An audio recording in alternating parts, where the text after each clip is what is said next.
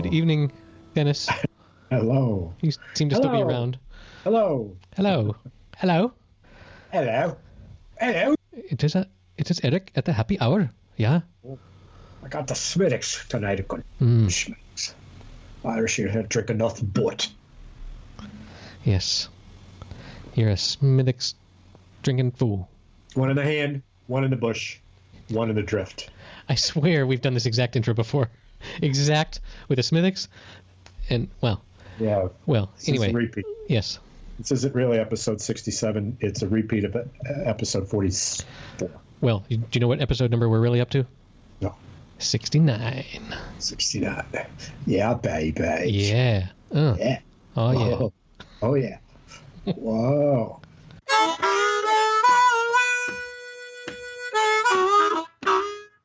Last night I saw, again, Good Will Hunting.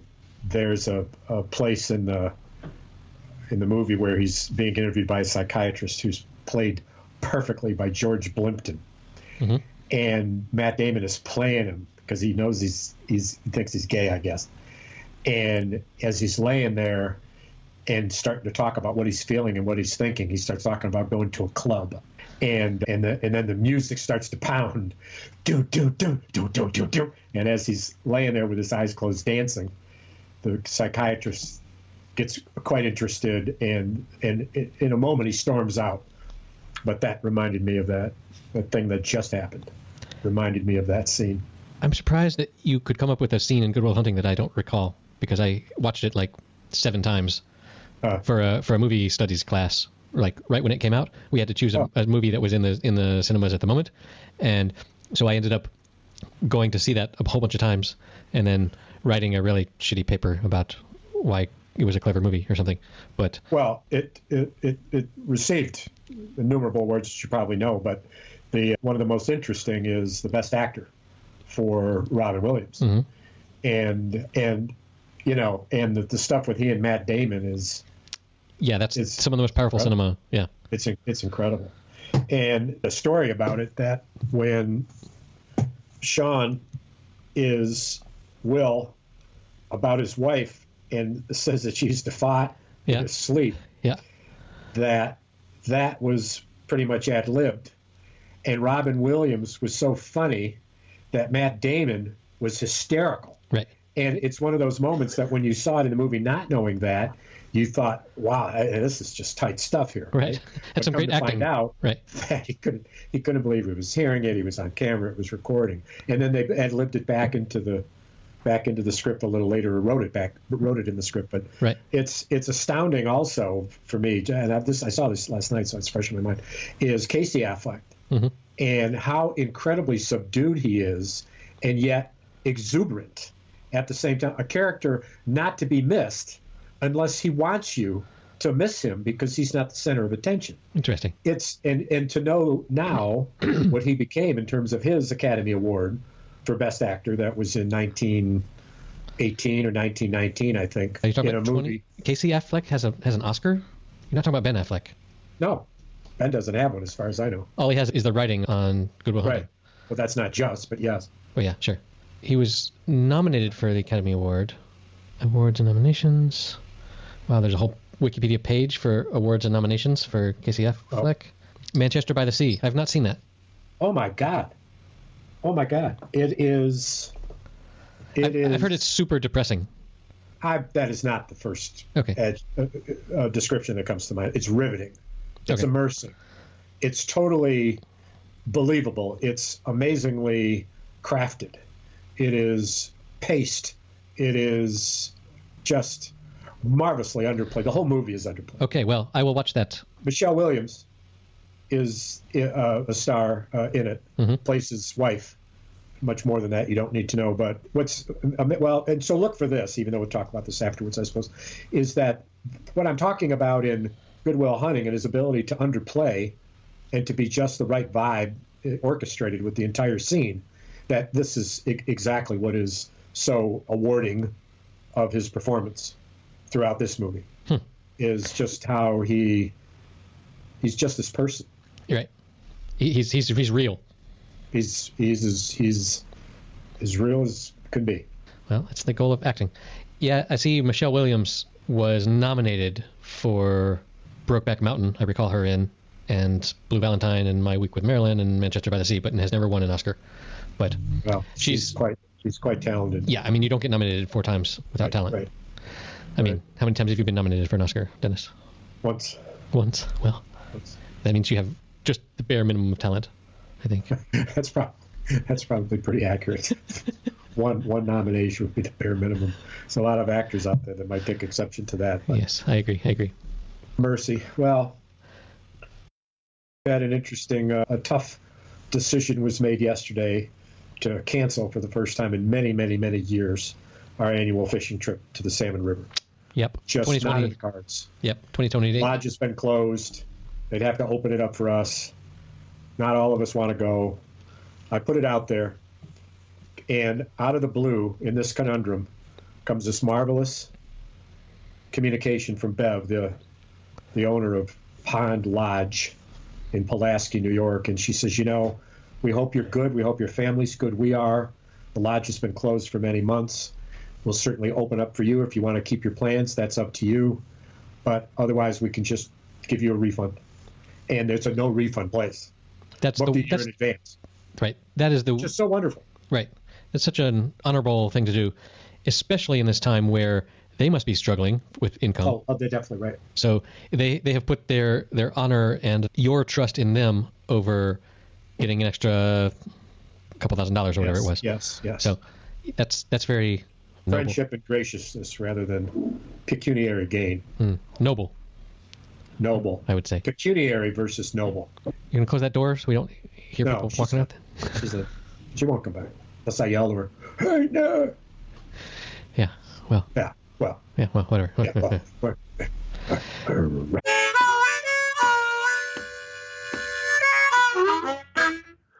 Hey, Dennis. Hey. I was editing some episodes a couple episodes ago, and you just threw out there that you sort of believed in and had stories about spontaneous combustion.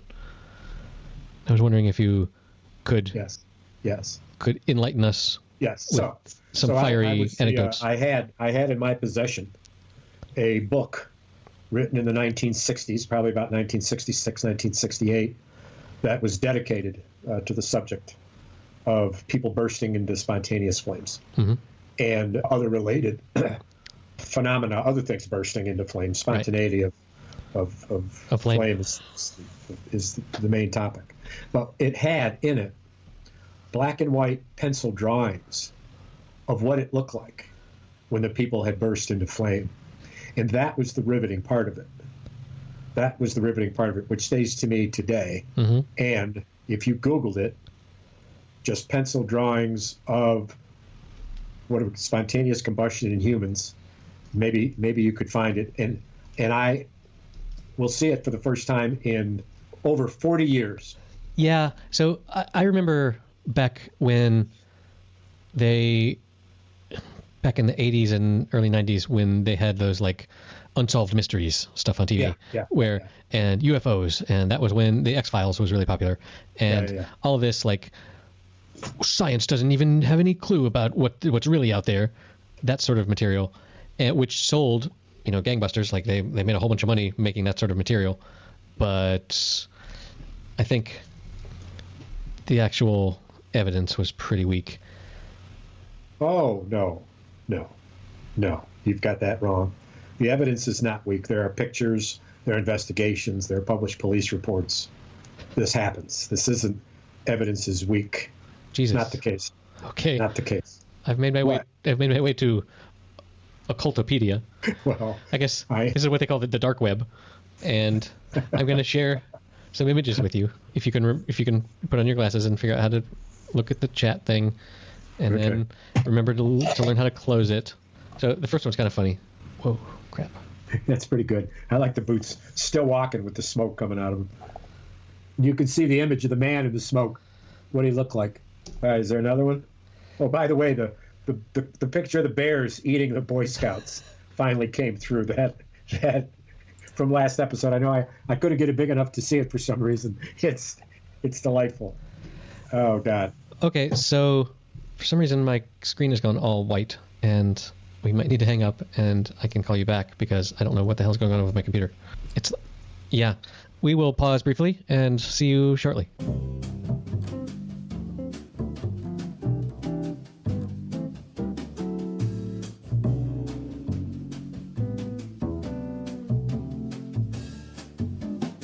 So, is this the sort of pencil drawing that you remember seeing of?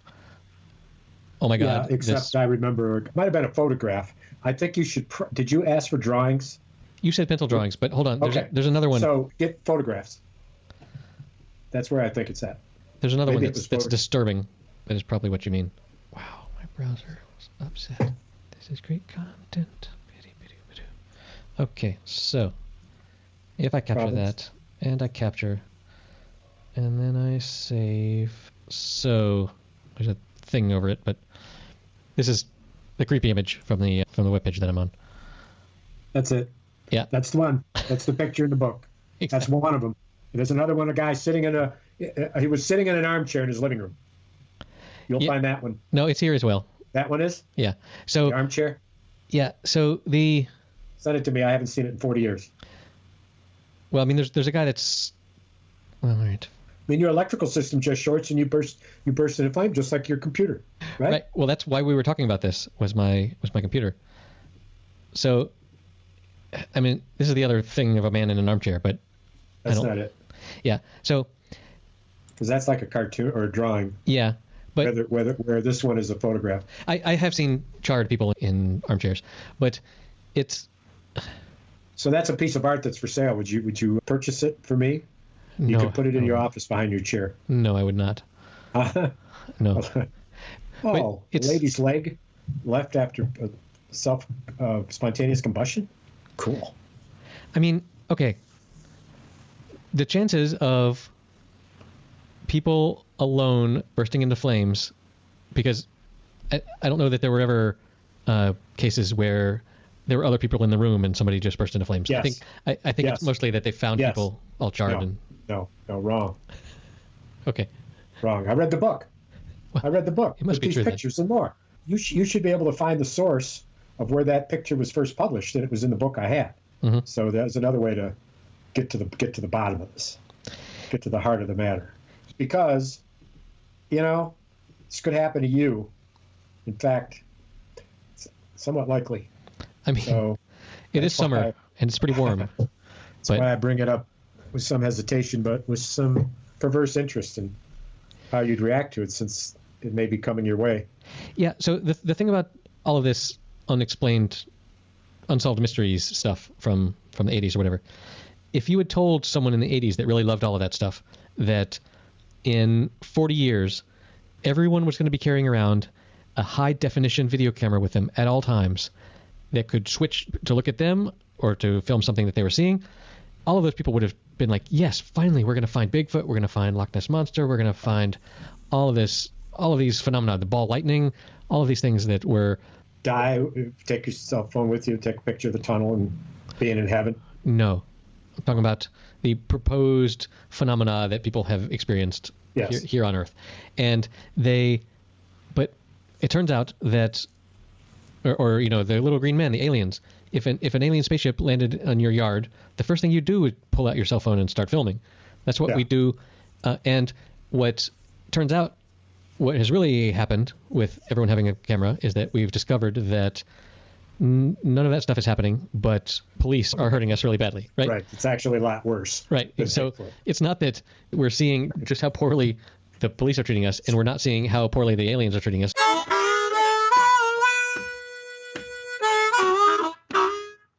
Did you see the report that Trump is interviewed by Chris Wallace and what is already a Lincoln Project commercial, I'm sure.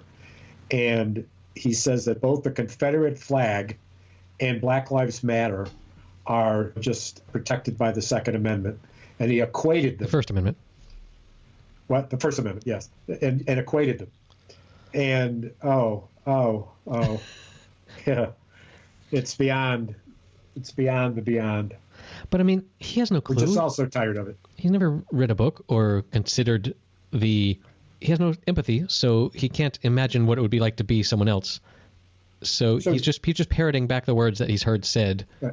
So did you read about the interesting dynamic of the test he took, which he said it was an IQ test and it was very tough, and it actually was a test for dementia.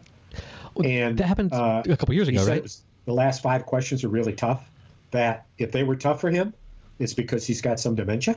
Yeah. And the speculation is, well, it's either that or he's so fucking stupid that he's bragging about how tough a test is when it really isn't tough, as if everybody is so stupid that they can't just bring the fucking test up on the screen. He's quite unintelligent when it comes to some of this stuff. No? Yeah. I swear maybe it wasn't with you, but I swear we might have talked about this like last year sometime, because this test, like he took that like 2 years ago and was all proud about it. And the questions, like I gave that test to my 5-year-old at the time, and he was like, he just, like there were questions like, what's taller, a giraffe or a chipmunk? That just things that if you are suffering from dementia and are sort of are not really all there, you might not get that one right. Well, that's exactly why it's there. Right, exactly. Because it's illustrative of the type of thinking challenge that someone with dementia has, obviously. But the whole. Have you seen the Chris Wallace interview? It's worth watching in full. I've seen clips. It's astounding, and no one's ever seen a president of the United States being interviewed and being told on camera by the reporter that what he's saying simply isn't true, repeatedly, and holding his ground. That's never been recorded in the history of the United States. That's and for us it's like, that's just Trump. The new normal is so abnormal, right, that we like to say, well, can you imagine, what would have happened if Obama had done that or whatever.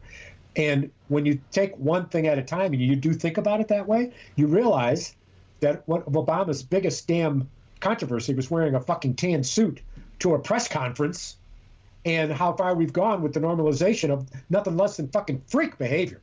Freak, outrageous, treasonous fucking behavior. Treasonous. He should be tried as a fucking war criminal that so many people in this country have fucking died. He said he's a war president? Okay, you're a fucking war criminal. You fucking stupid fuck. Yeah, the war criminal thing is kind of tough, though, because...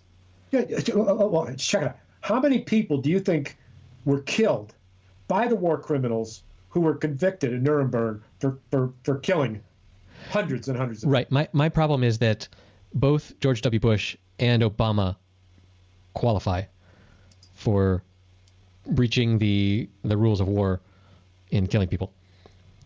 Oh, Obama with the drone strikes. The drone strikes, and then George W., of course, with MWAs. Or no. What is it called? Again. Weapons of mass destruction. WMDs. What's a WMA? Weapons of mass. Awesomeness. That's what. Okay, let's move on. That's what we have in this podcast. Which is what number? 69. Oh yeah. Oh yeah, baby.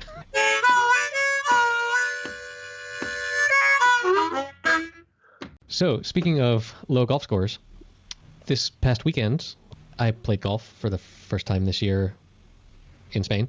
On the coast? On the coast. And did really poorly. I was in a tournament, and out of 77 people, I came in 77th. What'd you hit? Which I think means my handicap is too low. I played pretty well, but I hit a bunch of balls out of bounds. And that's just going to destroy your score. Yeah. But, I did have the only shot of the entire round where the other 3 people in my foursome spontaneously broke out into a golf clap. But was it you were on a par 5 and 2? No. It was, I had pulled my drive into the woods, and there was a pond there, and since I couldn't find my ball, I could assume that the ball had gone in the water, which meant I had a drop. But then there were all these trees, and I couldn't see the green really, but I was back far enough, about 80 yards, such that I had enough room to get up over the trees up to an elevated green. And how far was the hole? It was from my ball at that point. 80. Yeah. Oh, nice. And so I pulled out a sand wedge, which I had not, which I have not. When I pulled it out, I was like, well, I haven't hit this club in 2 years. Let's see how this goes. And you hit it up on the fucking green. And I put it up right next to the hole. And all the people up there were like, I couldn't see. I could sort of make out where the flag sort of was. But they all I heard from the green was like, I was like, oh, yeah. Last place in the tournament. Wow. But one of the shots of the day. Exactly. So, also, on that same day, my friend, John Rahm, who I met a year and a half ago. Oh, no kidding. You didn't know that? No. Yeah, I've got a selfie with John Rahm. I didn't know that. Yeah. Wow. And he was powerful. He is now, as of the same day that I was last place in the tournament, he's now the number one golfer in the world. Yes. And so I have shaken his hand, and Dublin, Ohio, at the Memorial. Okay. Was what he just won. Right, exactly. And I actually had him sign a golf hat that I gave to my father. So that's pretty cool to have, because you don't often have selfies with the best in the world of anything.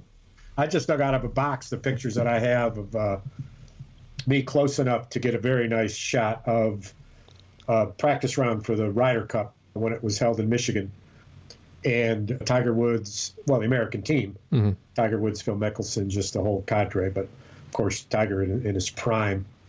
And I followed him for 9 holes and jostled my way close enough to get some nice pictures and put them in a bustle frame, a bunch of different pictures. And then I went and followed the Europeans and had a much better time. The Americans completely ignored the crowd. No high fives, no autographs, just business, but somber and quiet. And the Europeans hugging kids, giving away balls, bringing kids out, cheering, cool. Doing stuff, talking to the crowd. And then when I am on the 18th green with the Europeans, and I watched the Americans who played the back nine, and I didn't see it, obviously. They walked into the clubhouse, a corridor of people, all outstretched hands and books, everything, all outstretched, clamoring. Yeah. And they walked right by. And I was on the 18th green, and one of the golfers from one of the Europeans, I remember who it was, if I cared to dig that deep into my fucking cranium, but he literally had a 5 or 6 year old child in his shoulders. Wow. And another guy was throwing balls to the boys, to the kids in the front. Not so much the ropes. I can't remember ropes as much as just, I think it was ropes probably. But I got to see that 18th hole and that fun with the march of the Americans to the clubhouse in the background. What a contrast. From one position. I didn't have to run over and go see, it was all right there. And I wrote something about this. Who did I write it to? It might have been your father. He'd remember. Or else it became a oft-repeated story. But I was there with Carlos, and he had bought Ryder Cup hats, and I had the hat in my hand today because after some 30 years, I've just got a new golf bag. Not a new, used. I got it for $15. It's brand new. You'll see it. It's just gorgeous. Just gorgeous. It's got to be newer than your other one. So. Well, and I thought, oh dear, there's no cover. I didn't notice that. No rain cover, and this back strap was missing. I didn't care. It's $15. So I took the rain cover from my other one, which is jet black. This one's brown leather, kind of a beige, but the jet black looks fine. Snapped right on. Then took the strap off, the black one, and that looked all right. And then there was a hidden pocket that I didn't know had a zipper on it in the back of the new bag, and inside was the brand new strap, still in plastic. Wow. And the unused folded top to the back. Awesome. So I'm actually going to play my first game this week. I'm going out by myself and playing 9, so I don't have to worry about any of the COVID-19 stuff. Just go out there by myself. I'll get the first tee time and give it a shot. Play 2 balls. There's nobody behind me. And nice. See what happens. I've got a match set up with a buddy of mine in the next week, and I've said no twice, and then was busy with another group that I played with. But the last time they're going to play with 9 golfers. I'm like, no man, I'm not going someplace where there's 9 people golfing. That's too many people all gathering and trying to figure out the teams. And yeah, that's a little too much. I'll do one-on-one or an organized event like you did that I'm sure was. But it wasn't fun like a tournament. It was over 2 days. Everyone was paired into groups of people more or less close to your handicap, and you were told you have to come and go off at this time from this hole, and then like you so the only people and then you knew, and then you finished, and then everyone put their clubs in their car and left, and like there was no community right about it at all. It was just like we used to finish and go to the 19th hole, and the tournaments would have right beer parties and buffets and right. And so the 19th hole of this particular course shut down last year. Sure. And so there was just no camaraderie. There was no let's all look at our results. It was just like a business transaction where you go and you're with strangers that you don't know that were, various levels of niceness. So how was the competitive feel amongst the people you played with? Were you pretty clearly out of the gate, I was not competitive, but because you were OB. Yeah, but like I was making like OB, I was making pars and bogeys plus the 2 strokes for OB, which, so like it wasn't, I didn't feel like I was totally hitting it wrong. It was just that the scorecard looked like shit. Was it a narrow course? Somewhat, yes. Yeah. So and also I had all of these, how some days you hit a tree and it bounces out into the fairway, and other days you hit a tree and it lodges itself right behind the trunk, so you can't possibly go anywhere. Yeah. And some days you have the good luck and sometimes you have the bad luck. And this particular day, like individually, all 3 of the other people in my foursome came to me and said, "Man, you're having some really bad luck today." Like it wasn't just that I was playing poorly. It was just one of those days where shit goes south. Given that, other than that, you were hitting some pars, which was notable and recognizable, that meant that when you recovered and ended up back into the fairway, that you were on in 2. Yeah. And so you're hitting the shot out free and clear. You're hitting onto the green free and clear. You're lag putting and putting. And so they had to recognize, in order for them to say that you were having bad luck, they had to recognize that that's what it was, not lack of skill. Well, okay. So they might have thought that I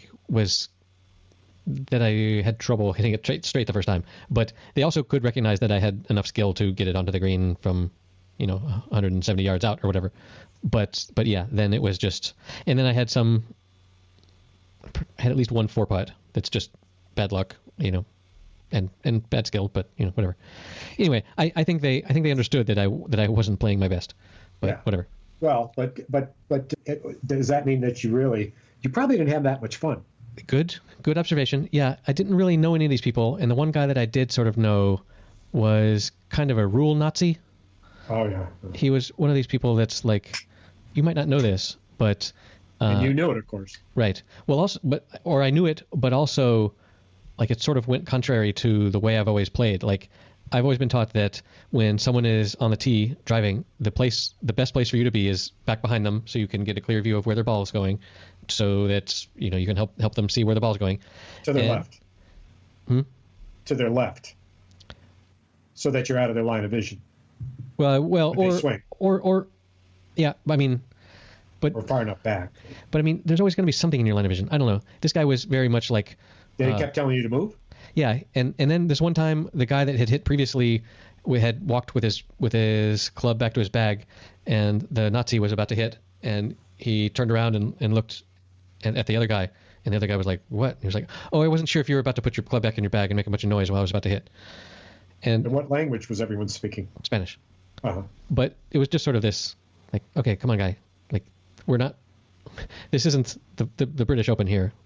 So tell me in Spanish what the rule Nazi said to the guy about making noise in the bag. Yeah, let's see. So let me tell you my response in Spanish. Fuck you. Right, exactly. Hit the ball. Who are you, Tiger Woods? Yeah. You want somebody out here with a plaque to be quiet? Hit the fucking ball, freak. Yeah, there's a little bit of that. Is that Spanish? Close enough. Amigo. Because all the Spanish words for golf vocabulary are all just like badly pronounced English words. Like they have the word for driver they say drive, and for putter they say put, and for they say bogey, double bogey, all these things that are like taken directly from English because the Scottish invented the game. Right. Which we've mentioned Robin Williams' yes. Great. We've got that recorded somewhere. You can't talk about, I can't talk or think about the origin of the game without going there and laughing to myself, because it is the most hilarious bit I think ever.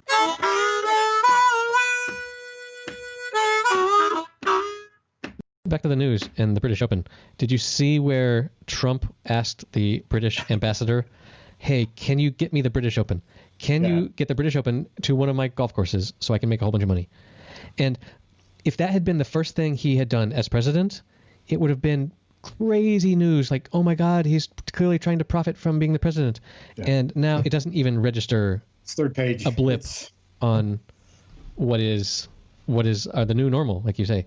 Yes. It's, the new normal. And I'm just tired of it. And he is so stupid. He comes on television last night and he reads, eyes on the paper, shuffling the paper, reading with his head down, every word printed in front of him, and reads it with not much affect. And you can tell when he's not reading what's there because he just repeats it.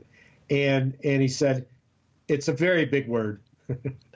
I mean, just the stuff that shows that when he ad-libs for a moment, he's just so stupid.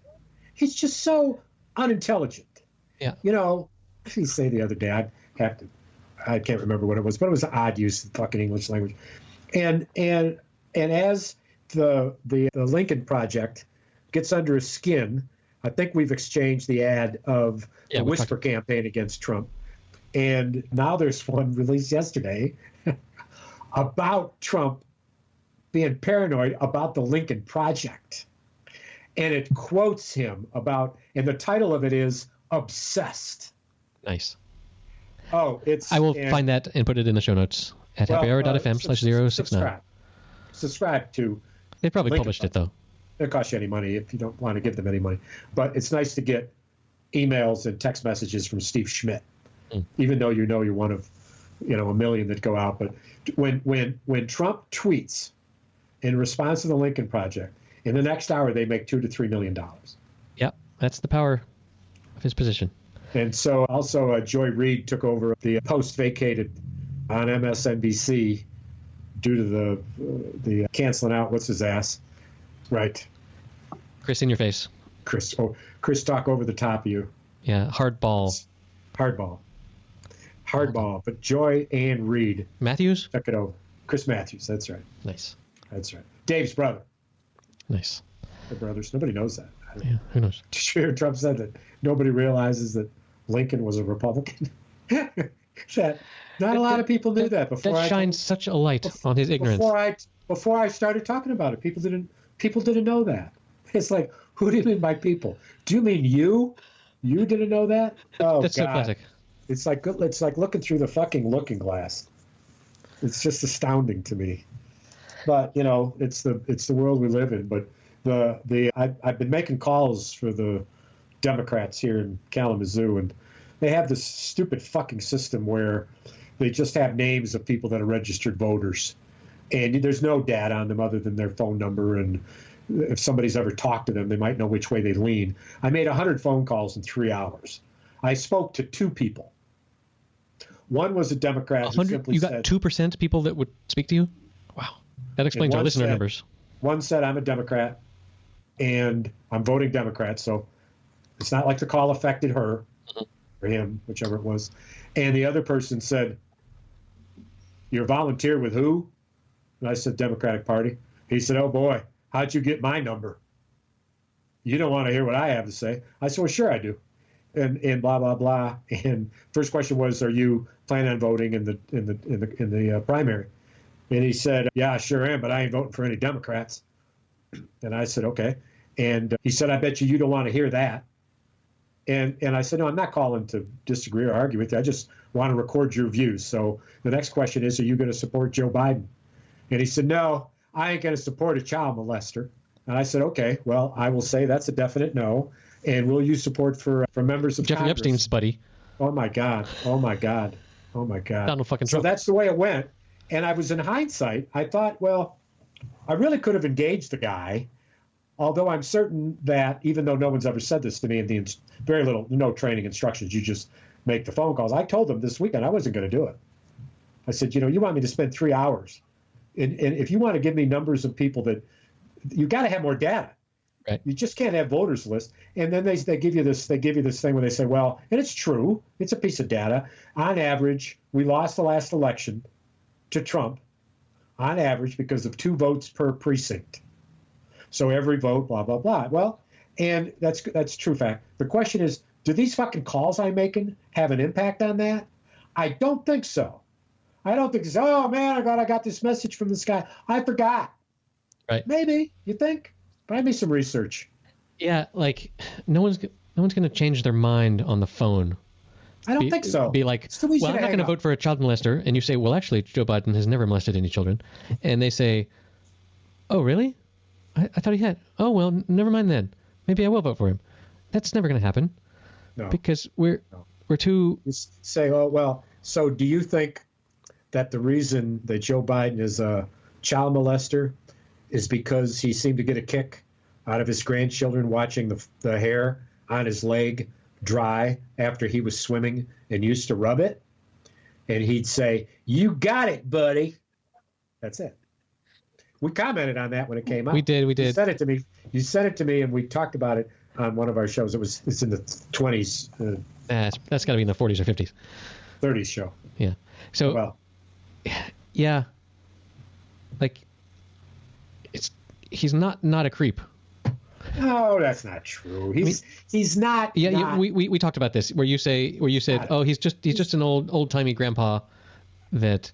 He is just a guy innocent who's used to people liking him so much, right, that he can say stuff and it's funny, and it is. And if we're sitting there with Joe and we're having a beer and we're showing pictures of our grandkids and he tells a story that he told to the press, because sometimes he just doesn't think maybe I shouldn't tell this story, which he's just so used to everybody laugh. If we were having a drink of beer in Pittsburgh and he was telling that story, we'd be laughing our asses off and saying, know what you mean, they're so funny, and telling stories about what my grandkids said, whatever. Right. He's just a normal fucking guy. And just and with some, but for some reason we have this bar that is so high for the Democrat nominee. It's so fucking low. And it is buried in the ground, deep in the ground for whatever slug of a Republican wants to slime over it. It's just so, unjust. Hey. I watched a movie last night. I heard about it on a podcast, and it's starring the now recovered from COVID star Tom Hanks.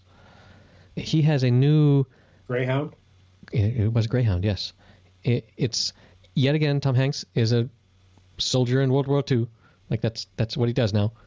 And on the podcast that I saw it on, they joked that when Tom Hanks becomes senile, you're not going to be able to convince him that he was not a participant in World War II because he has so many memories of the U-boats and the and the grenades and stuff. But anyway, this movie, it's pretty much based on a true story. I mean, a lot of the stuff that happened in the movie, it takes place over like 72 hours, right? Plenty to draw from. And it's apparently there were, back in World War II, if you were a boat going across the Atlantic, the airplanes could only go out so far with the amount of fuel that they had to provide you air cover. Right. And as such, there was this big swath of the Atlantic called the Black Pit that you could not have air cover if you were there.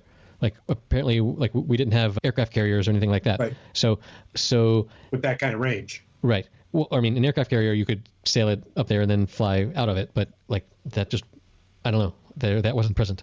And so there was this like 72-hour period where you had to get from a place where you did have air cover to a place where you didn't, and not get killed by all of the submarines and stuff. Well, but it wasn't because there weren't aircraft carriers. There were aircraft carriers in World War II. It's that the range of the aircraft carrier, plus including the range of the airplane, gave you black holes all over the planet. There was no way that we didn't have enough aircraft carriers plus the range. Correct. Right. And certainly not enough to be able to go that far toward Europe, and also a limited number of planes. Sure. And the British had even worse situation. And if it weren't for the Germans' inability to be able to get over the channel with their airplanes and still have enough gas left to fucking do these bombings, it took a long time. And Germany was stopped. He was stopped at the English Channel. Right. And it didn't happen until later that they created the capability. World War II is nothing if it's not about the invention of machinery, war machinery that had never been invented before. The Americans, they had to create the amphibious boats that landed on the beach, and their guts opened up and poured out sailors and helicopters that bellies dropped down, and carrying massive numbers. Those things were invented and developed a lot by Ford, which we learned in Ford versus Ferrari, which is we're seeing twice. Holy shit, that's a good fucking movie. I would like to see that again. That was especially with like headphones and a big screen. I think I saw that on an airplane. Yeah, and I think that could do with a bigger screen. Yeah, I saw it on a 56-inch screen. But British accents are tough. Australian accents are tough for me to hear because my sound system isn't so hot. I need to rig up a set of headphones for my television. But anyway, going back to the war, looking back, we can sort of forget that there was a really long period there where it was not remotely clear who was going to win the war. Like people were predicting that it was going to last 10 or 20 years, and that it wasn't. It was very much a pivotal sort of thing that, I guess without the Russians, for example, I don't know that the Allies would have succeeded, but that this particular movie was really well done in a fast-paced. You're on the edge of your seat the whole time. The protagonist is going all 72 hours with no sleep because every time you think everything is okay, there's an alarm going off somewhere, and it was just riveting from start to finish. And it went directly to streaming without going to the theaters, which was crushing for Hanks.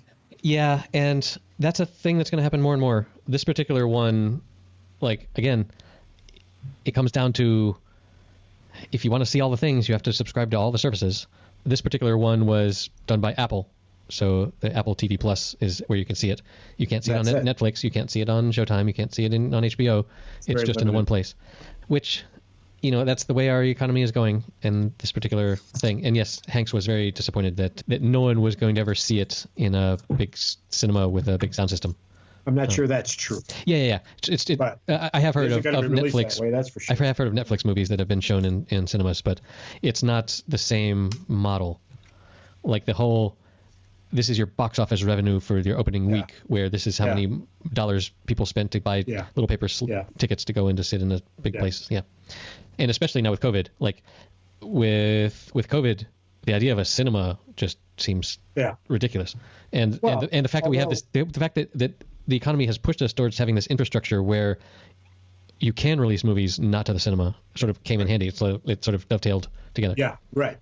Thank goodness for the industry. Otherwise, it would have been eliminated.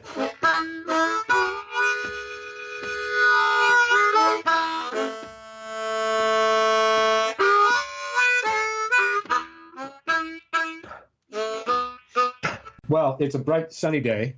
I'm about to go outside and take my dust cloth and dust off the front of my Mercedes. That's your loincloth. The top off, and I'm going to take it for a spin. It's not for sale. I've got it all cleaned up and shined. Yeah. And I'll send you some photos to post.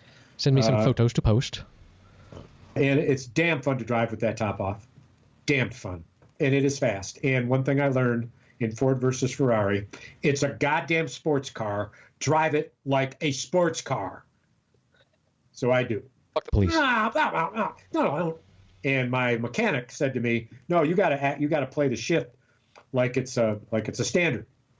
Low, L, S, and then D." And so as I'm running through the gears, low, slow, drive, I think that's what they stand for, then I get the tires to squeak when I'm shifting gears. So nice. I'm going from first to second, and it goes, and take right off. So we need some footage of this. You need to have one of your kids figure out how to mount either a GoPro or just a cell phone on the dashboard while you're Tooling around. Tooling around. You tool. What you doing? Tooling around. Tooling around. Topless. Yeah, I took the top off, so I was just tooling around. What's that in your hand? Oh, it's my tool. Tanner came over, the mechanic came over, and the Mercedes wouldn't start. I said, oh, my God, what is the problem here? And he comes over, he looks at something. He said, I see it's parked here in this dirt garage you got. And I said, yeah. He said, that's not good for the car. There's too much moisture coming out of the ground. You need to park it in someplace where it's dry. And I said, okay, what's the problem? He said, well, it's your starter. And he goes to his little Porsche that he drove into my driveway, and he brings a wrench, and he holds the wrench up, and he says, this is the closest thing I have to a hammer. And he disappears underneath the car, and I hear a rap, rap, rap. He said, start it up. I started it right up. Wow. I said, what was that? He said, the moisture from the starter got it not rusted, but just stuck, and hitting it freed it up. That's what moisture does. There's not a lot of room in there. Uh-huh. So when these brushes get wet, it's not good. So you can't, they're wet from the moisture, the condensation. And so I put down a plywood and then a cardboard over the top of that. And so anyway. You know what you should call him? Tanner with a spanner. Tanner with the what? Spanner? Is that a British term? That's what they call wrenches. Spanner. Oh, really? A spanner? I think so. I never heard of that. I learn something new every day. Well, shit. Well, shit. Yeah. Spanner definition is a wrench. Chiefly British. So that's a British thing. You can call him, oi, Tanner with a spanner. He had a what? He had a wrench. He had a what? He had a wrench. A what? He had a spanner. Exactly. Tanner with a spanner. What was his name? Tanner? Oh, you all remember it this way. Just remember this. It was Tanner with a spanner. Aye. Oh, you remember it? You know what? If he gave it to his girlfriend, it'd be a witch with a wrench. There you go. Well, that's it. And time's up. Time's up. That's all I got. It's one way to end a happy hour. Spanner or the witch with the wrench. Okay, that does it for episode number 69. 69. You can find the show notes at happyhour.fm/069. In those show notes, you will find things such as a link to the cognitive test that Trump did so well on. How do you compare? What a fun way to spend an afternoon. You can help support us at patreon.com/happyhour. We will see you next week.